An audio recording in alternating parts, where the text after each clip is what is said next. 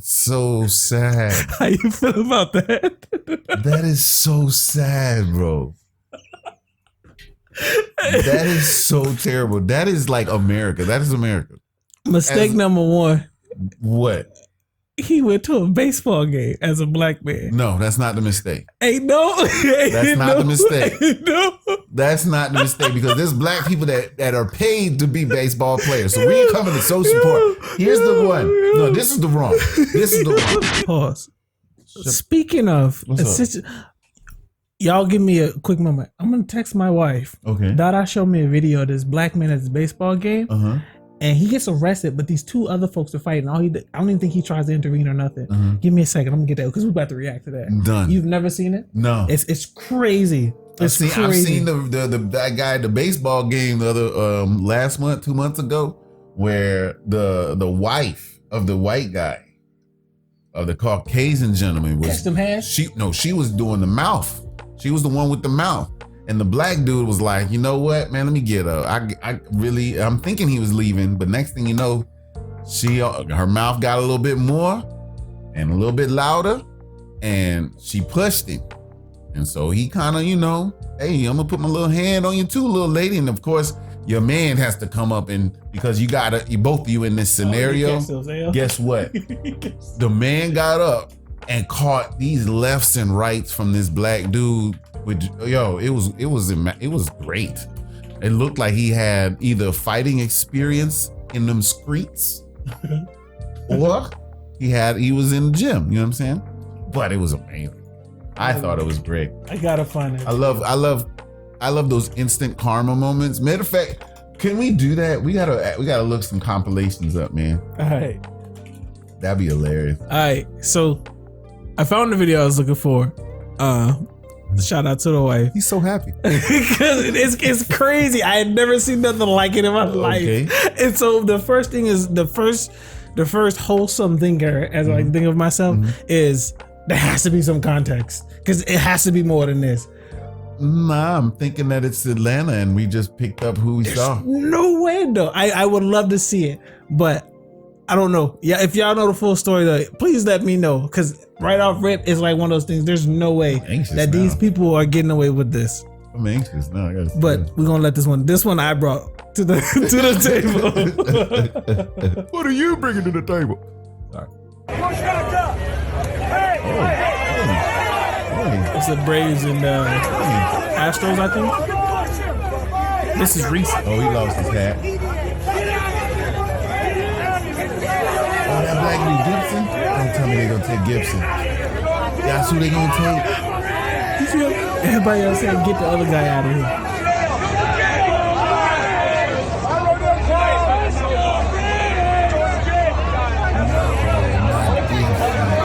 Grissom. What? They took him? Yo! We're gonna watch it again. That's so bad. Let's watch it again. There was not a black hand thrown.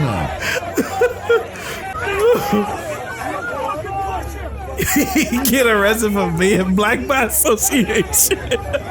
Yo, I mean, I heard of driving while black. I heard of walking while black. But spectating while black?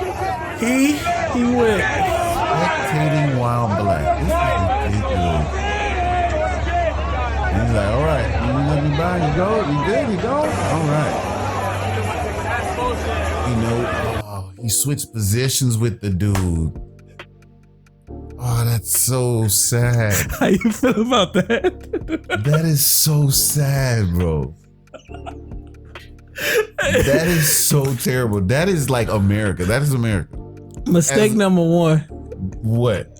He went to a baseball game as a black man. No, that's not the mistake. That's not the mistake. No. That's not the mistake because there's black people that are paid to be baseball players. So we ain't coming to show support. Here's the one. No, this is the wrong. This is the wrong. Because if you look at black folk, right? When they see a fight, usually customarily human nature would be like, let's evade, let's spread out, let's move, right? the proud black person has it in their mind. I used to work security in Ybor, in the clubs all over Tampa too. Ybor in the clubs. So they have it in their minds to say, you know what? I really don't have to move. And I'm kind of daring you to touch me in any violent way while you're doing what you're doing, because I don't have to move. But at the same token, with you not moving, you are in the environment. You are in the immediate area of action, right? Just like with the last video we saw with the little black girl, where she was being big and bold into a police investigation, an active investigation. You just want to walk through with your little swimsuit on. And the next thing you know, you're getting slung all over the place, which is wrong. But you're in the line of fire now.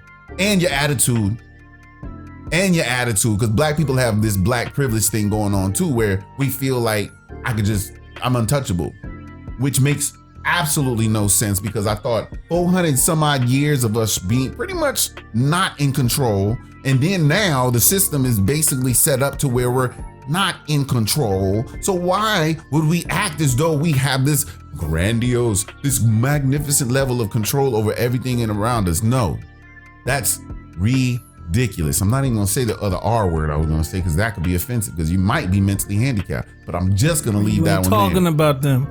Yo, I'm sorry, I'm not talking.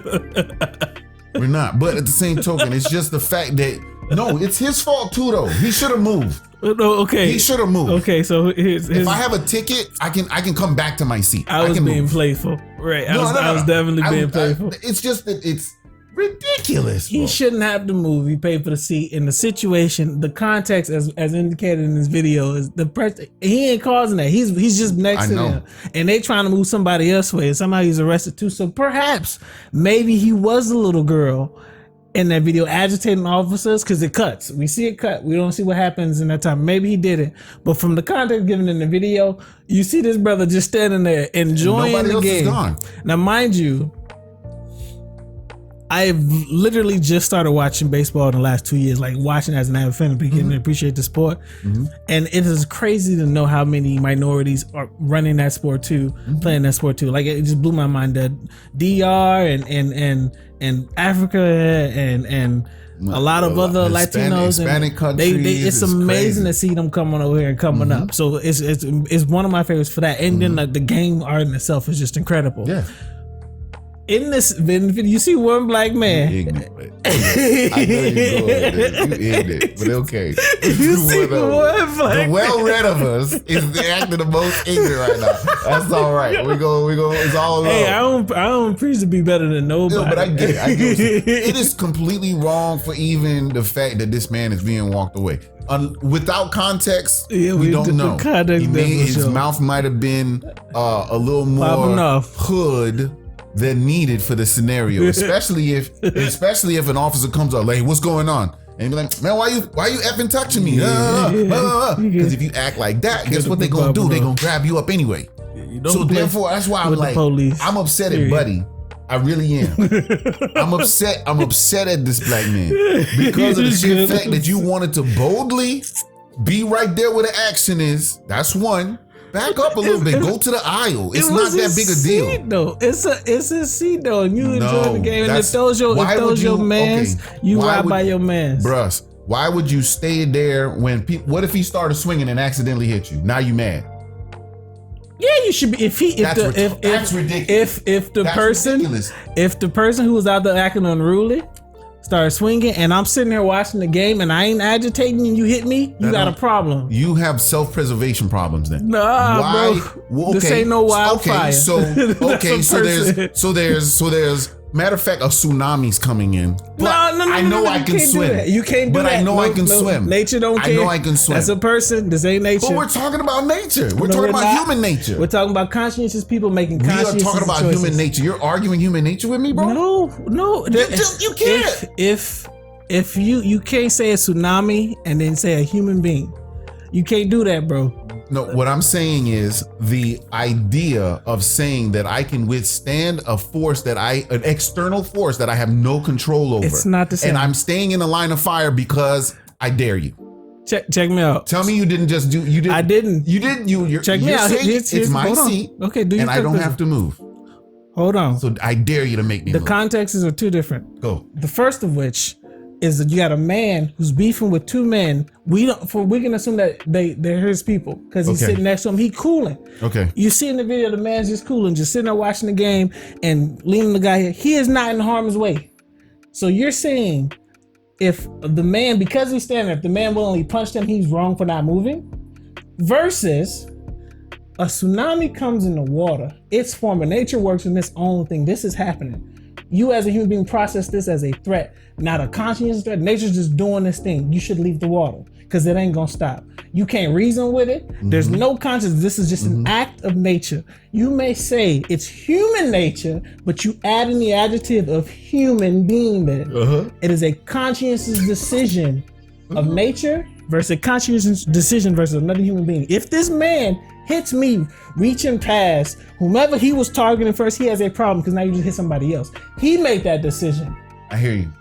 Before, when he's fighting in his stands with these people. So now whomever he hits, they get the right to put him on because they're preserving their self. Still disagree. Okay, let it fly. Here's why. When this young gentleman, and this is what the example is we're speaking of. When this young gentleman was there, there was matter of fact, when we got to this scenario to start the video, my man was there. He was observing. He saw the conflict. He saw the punches fly. He saw the hat go. He had his hand on the cowboy to be able to keep cowboy from jumping on my knee or whatever in my space, right? So therefore he assessed the threat. Therefore he stuck around the threat. Okay. And therefore he got arrested. Because he was there, just like with someone that saw a tsunami. I see the tsunami. Let me get out the water, or I'm gonna stay in the water and be like, you know what? I think I can make it.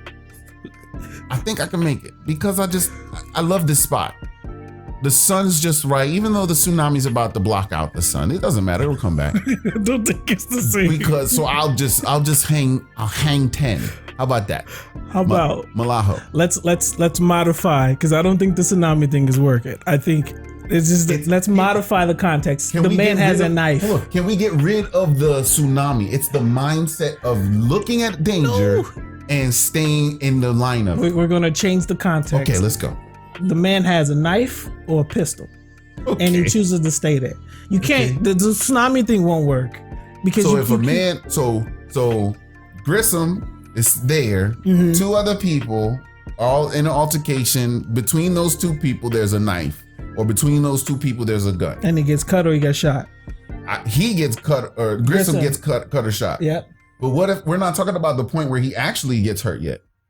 We're talking about the assessment of danger. Right. And staying there still. Again, the correlation doesn't fit because tsunami is life-threatening. Taking a punch is not. It can be. A tsunami is life-threatening. Here's what I say. I didn't say life-threatening. I said harm. So therefore, if you are in the line of being this, so you like getting hit, so you're willing to go into slap fights. I'm gonna sign you up. No, you're not gonna sign me up. Name a person. Name a person, and name the degree and damage which a person undergoes or experiences when in a tsunami or hurricane. Name a person. Name a degree in which a person is harmed in a situation where they're hit by a tsunami or hurricane versus versus being punched or kicked. We're not talking about the magnitude of the pain or the hurt. If you're assessing a threat, you as a person, as a conscious person, especially if you have experience with that, you're making those split-second decisions. So we're not all trained FBI and SWAT team agents, bro. I'm talking about a lay person, just a regular person. If matter of fact, I'll even say it this way. Let's do it this way. Okay. As a child, let's say a child, and you see those kids over there throwing rocks. Okay. But you're off to the side. So you think you good. But then one of them straight over whiz right by your head. Right? Are you staying? No, we're going, hey bro, you threw that towards me. The issue is still I'm confronting them. No, I'm avoiding getting hit with a rock. We just gonna have to agree to disagree here, bro. Because again, I'm not. Do I come across as over anxious or over passionate? Okay, no, good. I'm So I'm good. doing good. It's a conversation. I've been practicing that, y'all. It's I've been a really conversation because I like having discussions. Is for me. Perhaps it's flawed thinking. It's the magnitude of the threat. I immediately just see them as two different. You assess the difference. It's the same difference in the scenario you used. A person, I've already assessed that person is throwing a rock. So if this rock comes by me and I'm not your intended target, and I'm just happen to be there, we got a problem. I'm coming at you. I'm coming at you. Flip it. A boulder's collapsing and somehow, or tornado, or some strong wind sends rocks flying my way. I'm out. There's no amount of Superman that I can't do it. It's the same difference. If I'm in an ocean, the tsunami is there. Well, first, I ain't gonna catch me swimming because A, I don't know how to swim, and B, I don't play being in the water. You're on the beach. I'm ghost. I'm you're leaving. On the beach, and you're like, you know what? This is my spot. I am leaving. I'm paying mention to. Okay. Let me say it this way. Okay. Henry. I see situations and I figure out ways to get out of it. Not necessarily always approaching it head on.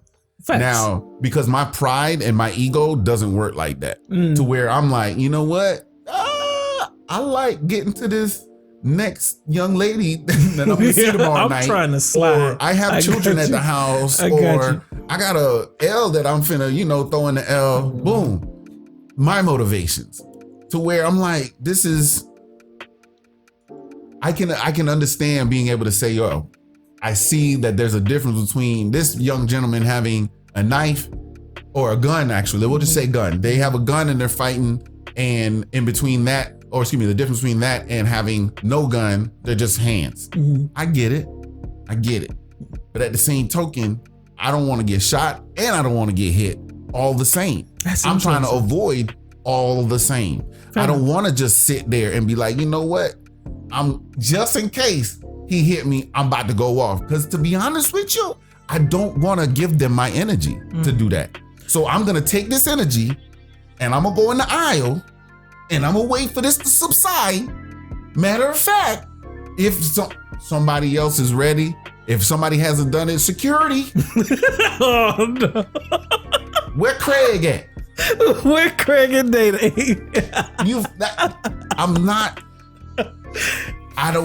The only time I'm ready to fight is if you touch me. Literally, like, it's more than likely you're coming to me.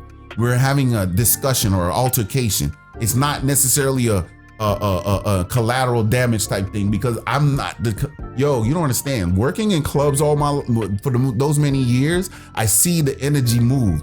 I know when a fight's happening elsewhere, and I'm like, you know what? Hey, everybody, let's go over here. You know what I'm saying? Completely keeping them oblivious to the fact, so that they don't freak out and panic, and we can get everybody corralled and put over where we're safe. That's how I operate, and that's why I said it that way. Makes sense? So first off, okay. I completely not trying to convince you. No, you're good. It's one of those things where we're having conversation because there's two mindsets going on, which is what I love. Oh yeah. I don't know why the internet can't accept that. Like, you can have two different opinions. But okay. It makes complete sense and say, okay, well, I'm gonna avoid the thing, especially because when you said I got kids at home. So the risk of potential harm impacting you, in which it could potentially harm them, makes a lot of sense, especially as a new dad myself. I am 100% for that, right? But in the same token as when we were talking about when we were looking at the hotel and airplane stuff, you sit and watch, and you're gonna keep doing what you're doing because you don't sense there's immediate threat. Now it could be this brother has never gotten into a fight in his life, and when you brought that up, I was like, okay, I could potentially be looking at it from my surroundings. When you fought enough, it's just a punch. Like, that's what you think. But when that knife comes out, the gun comes out, it's more than that, right? You may get grazed. But you never know. You may never know with the punch. People punch can hit out you and dead you. Done. But if you fought 100 times and you've only seen this probably, you just don't think. You don't think that this is extreme. Now, could he have moved? With the most safest thing to do was to move 100%. But if you like, again, if I'm looking at it and I'm watching it and I'm seeing it, and as you pointed out, he took Cowboy and was like, hey, you gonna set up? We don't know if it's No, it was more of a huggy. I'm familiar. We probably had a beer or a conversation just a moment ago type of moment. It wasn't a hey, bruh. It was hey man, I'm still here. I still got your back. But yeah, so if it's one of those things, you assess the situation, and in my brain, I even didn't see it when I was watching it as an immediate threat. But when we go back to the videos, like he opened the door, oh that's bad, oh he got to die, like that's my immediate thing to tackle it head on. Because that hindsight, I can look at more things than my focus. So it's just one of those. But I think it's not that you don't have a good point or a very strong and valid point. But neither you. Right. It's just like I see it and I'm going head on, because it is one of those things. If I feel like I can stop it, I'm gonna stop it. But those split-second decisions, most people don't have, and that's your upbringing too. True, like, and I think that's okay. I really do, because that's why I was like, I'm not. I just don't want you to jab me. Don't jab me. Don't do the up north quick jab. Cause I mean, like, man, Donnell, like Donnell, go get in there. He's good. Like it's also one of those things where, me personally, from how I guess my damaged thinking or my upbringing, the second, I used to tell my wife this all the time when she want to go to parties, so like the second I walk into a place, I'm accessing the exits. Oh yeah. And if it's crowded, I've already accepted the fact I'm going to jail, because I may have to defend my person. Oh yeah. So if I'm this brother that walks in there and these people in these stands, and I'm not trying to move left and right to potentially shrug on this person, I've just already accepted the fact that I may be hurt in the process. It's not like you said, like getting in. It's not like me walking in the street or walking down this forested path where you're alone. You're crowded by other people. Like a lawless zone. This is supposed to be a structured environment. There's no way. There's way too many people there. There's way too many people. Yeah. So it's just one of those things. I've already accepted it. This is what it is going to be. So if I see a potential threat, I got to confront it. I get it. Unless it is a tornado. Now, if it's a tornado in the center of the field, let's go. I'm flooding out. I'm knocking over Billy, Joe, Ray, and Bob trying to get out of it. Going in that silo. Something. I'm trying to survive. Underground bunker. But that was good. No, that was interesting. That was good. No, it's just, I love discussion, because honestly, the young me, same as you. The young me, why am I moving? Matter of fact, I'm sitting on the back of the seat, so that you know how the chair at the game, it goes up and down. My feet are holding it down, so I'm sitting up on the back. If you fighting like that, he started out like that. Oh, when he was standing? My thing is, it gives me an amazing vantage point. Plus, if I lift my feet, the seat goes up, and I at least have a square foot and a half of space for myself. Because if I can do this, I'm ready. That sounds like you've been to a baseball game before. Been to plenty baseball games. I've been in crowds. I've been to football games. I've been everywhere out there. I've been where everybody's drunk. Like, nah. That just seems like, and that's another reason why I like to avoid those type of situations, because I know how I am. So if you drunk, the alcohols are flowing. Oh man, and I was in the Navy, so I know when alcohol flows, the way the confidence level progresses, it changes. If there's guys around you're trying to impress, or not sexually or nothing, just like the whole ego trip thing, and when that happens, oh my God, it escalates in certain brackets. Then next thing you know, if girls come around, women come around, escalates in different brackets. And that's just from the guy standpoint, much less women when they start getting drunk and it's around girls, or if they're drunk and around guys. It's crazy. Love to watch this poison take effect in people, but I loathe being around for the after effect. I love that. I love and I loathe.